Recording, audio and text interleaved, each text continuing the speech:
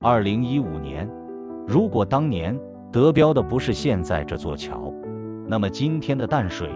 可能會完全不一樣。也許現在跨越淡水河口的會是一座巨大的雙塔橋，夕陽剛好從橋塔中央落下，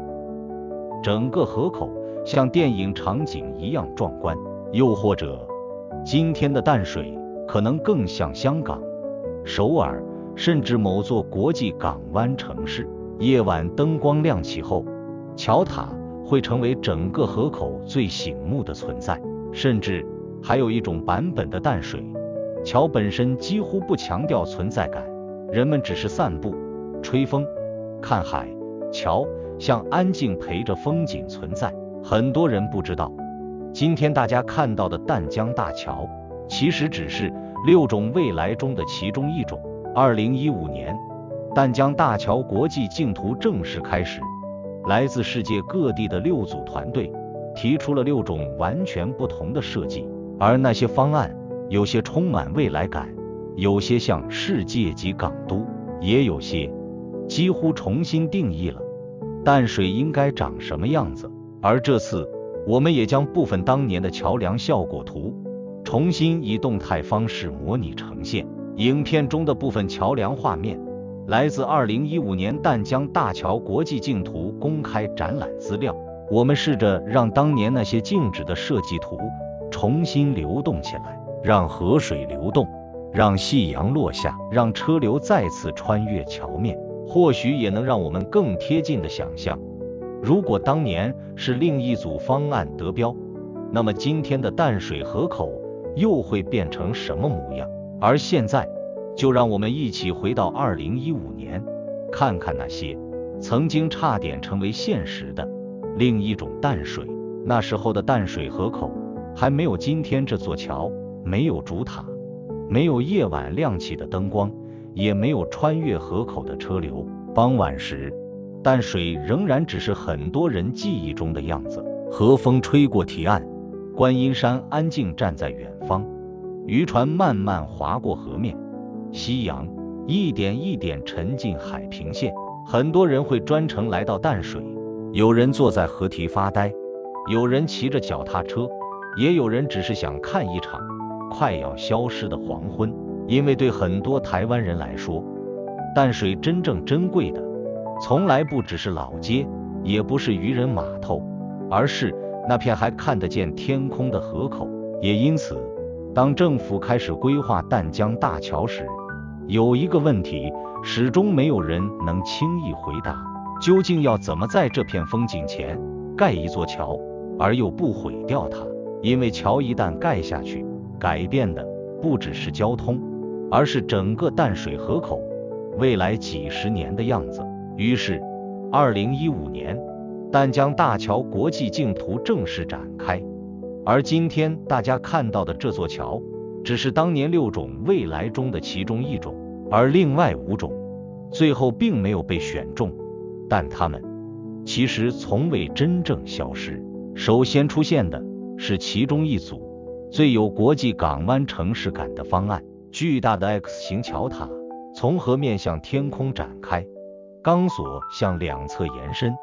整體線條充滿強烈現代感，甚至有種未來城市的氣息。如果沒有特別說，很多人第一眼看到時可能會以為這是在香港、首爾或者某座大型國際港灣城市。尤其到了夜晚，橋塔燈光亮起後，整個淡水河口會瞬間變成視覺中心。它真的非常帥，甚至直到今天，仍然有不少人看到當年的效果圖後會忍不住說，其實這座也很好看，因為它不像一般風景橋，它更像一座大型城市地標。如果當年選的是它，今天的淡水也許會比現在更現代，更耀眼。夜晚的河口可能會充滿科技感，遠遠望去，人們第一眼注意到的不再是夕陽，而是橋。但也正因為如此，當大家重新把它放回淡水河口時，卻開始慢慢出現另一種聲音。因為淡水最迷人的地方從來不是繁華，而是它它總能讓人慢下來，看風，看海，看天空。而這座橋實在太像主角了，它會讓整個河口瞬間變成另一种城市，那是一种很壯觀的未來，但也可能不是大家熟悉的淡水。接着，另一組方案出現了，而這組幾乎是所有競圖裡最有電影感的一座橋。尤其夕陽落下時，整座橋像漂浮在金色海面之上，巨大的雙塔站在河口中央，而夕陽正好從橋塔之間慢慢沉下。那畫面真的太震撼，甚至有一種史詩感。如果當年這座橋真的蓋起來，今天很多人來淡水，可能不是為了看夕陽，而是為了拍下夕陽穿過橋塔的那一刻。它真的很美，金色光線灑在海面上，橋塔倒影被夕陽拉得很長，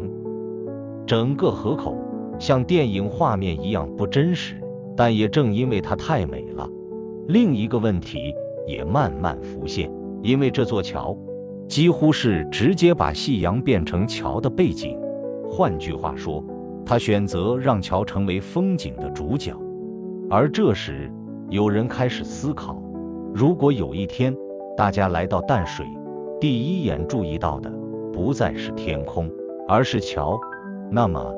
這還是原本的淡水嗎？而第三種未来，則是很多人最容易想象的樣子。這組方案幾乎就是大家印象中世界級跨海大橋的模樣，雙塔、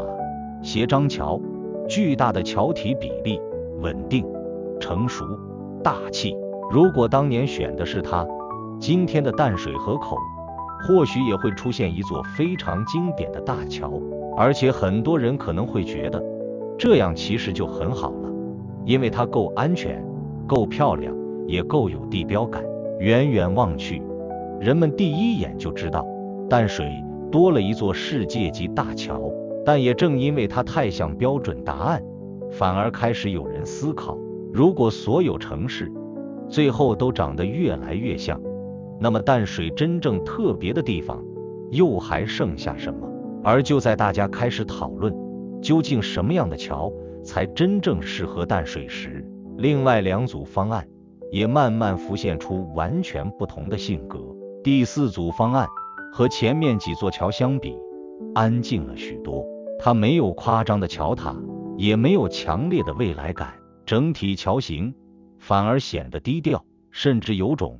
海灣觀光步道的感覺。如果搭配夜晚燈光，整個淡水河口會變得非常浪漫。尤其煙火釋放時，橋面與海面的倒影幾乎會把整片河口變成一座大型海灣舞台。如果當年是這組方案得標，今天的淡水也許會更像一個適合散步的城市。人們騎着腳踏車站在橋邊吹風，情侶停下來拍照，遠方煙火慢慢升空。橋本身不一定是最強烈的地標，但它會慢慢融進生活裡，甚至有種人比橋更重要的感覺，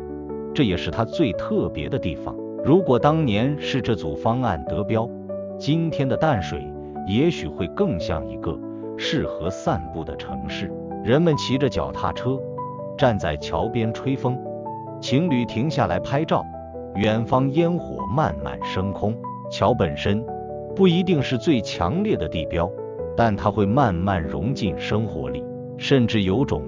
人比橋更重要的感覺，這也是它最特別的地方。因为它不像其他方案急着證明自己有多壯觀，它更像是安靜陪着風景存在。而第五組方案則又是另一種完全不同的氣氛，它不像前面幾組那樣強調巨大橋塔，也沒有非常誇張的結構語言，整體設計反而介於風景與工程之間。橋體線條相對簡潔，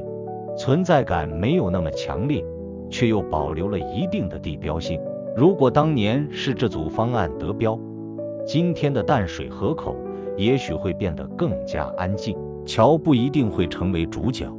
但它會慢慢融進河口風景裡。白天時，人們或許不會特別注意它，但當夕陽落下，橋面燈光慢慢亮起，倒映在河面上時，整個河口可能會有另一種屬於夜晚的氣氛。它不像某些方案那樣震撼，卻有種時間久了會慢慢習慣它存在的感覺。而這其實也是當年很多競圖方案共同的地方，他們都試着回答同一個問題：究竟要如何在淡水河口放上一座橋，卻又不要讓風景消失？而就在所有方案之中，最後一組設計開始慢慢顯得不太一樣，因為和其他團隊相比，它實在太安靜了。當時大部分方案幾乎都是雙塔設計，高大對稱，存在感強烈，有些像國際港灣，有些像未來城市，也有些像世界级跨海地標。但只有這組選擇了一種非常大膽的做法，單塔，而且還不是放在中央，而是偏向一側。第一眼看上去甚至有點不像大家熟悉的大橋。當時很多人第一次看到時其實有些意外，因為它不像其他橋梁那樣急着成為主角，它没有誇張的雙塔，也沒有那種